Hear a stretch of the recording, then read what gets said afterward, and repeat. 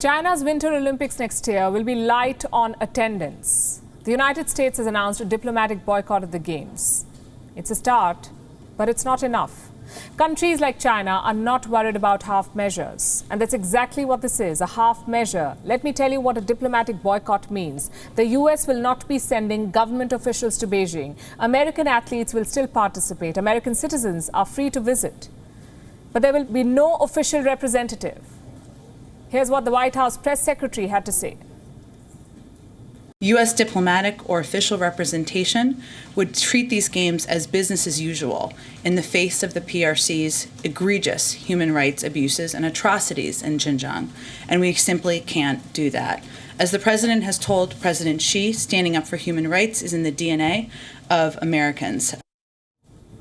If human rights are in the DNA of every American, then why are only diplomats being withdrawn? Why not the athletes or the sponsors at least? Many US companies have partnered with the Beijing Winter Games like Airbnb, Coca-Cola, General Electric, Intel. All these companies are based in America. They follow the American law. So why are they still pumping money into China?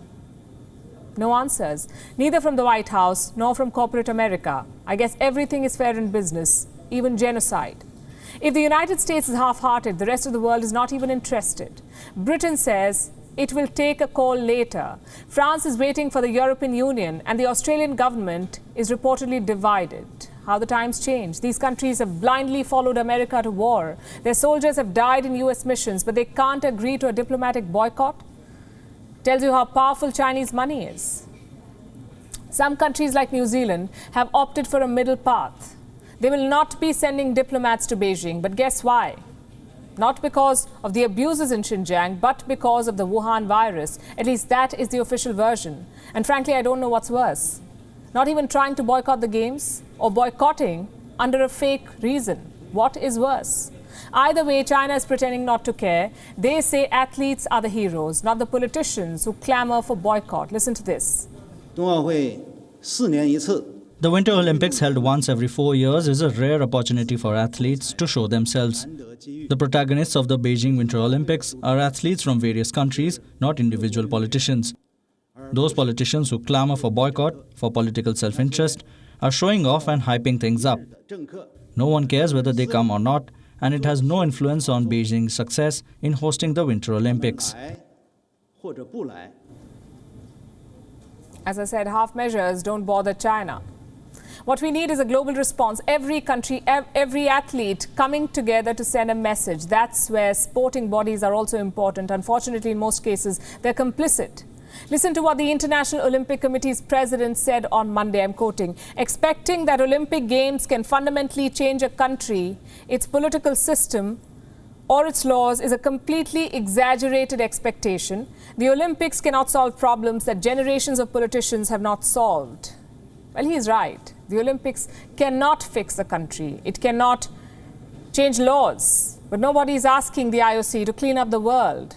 All we are saying is stay away from the trash. Don't endorse genocidal games. Don't let autocrats misuse your platform, because if you do, oppressive regimes will use your brand to normalize themselves.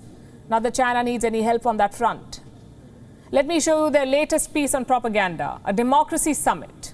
That's right, China is selling democracy to the world. Just when you thought you had seen it all, this is happening. On Saturday, Beijing hosted a virtual summit to share their version of democracy.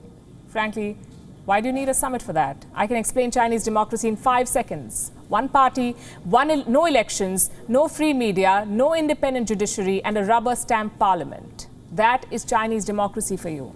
Nothing to brag about. But then again, this isn't about bragging. It's about changing the narrative. Joe Biden will be hosting a democracy summit this week. Russia and China have not been invited. So this is Beijing's response: host a summit of its own. To be fair, democracy is not anyone's monopoly. Certainly not America's. But to use China and democracy in the same sentence is a joke. So while diplomatic boycotts are a welcome start, the world must hit China where it hurts: money and recognition. WION is now available in your country. Download the app now and get all the news on the move.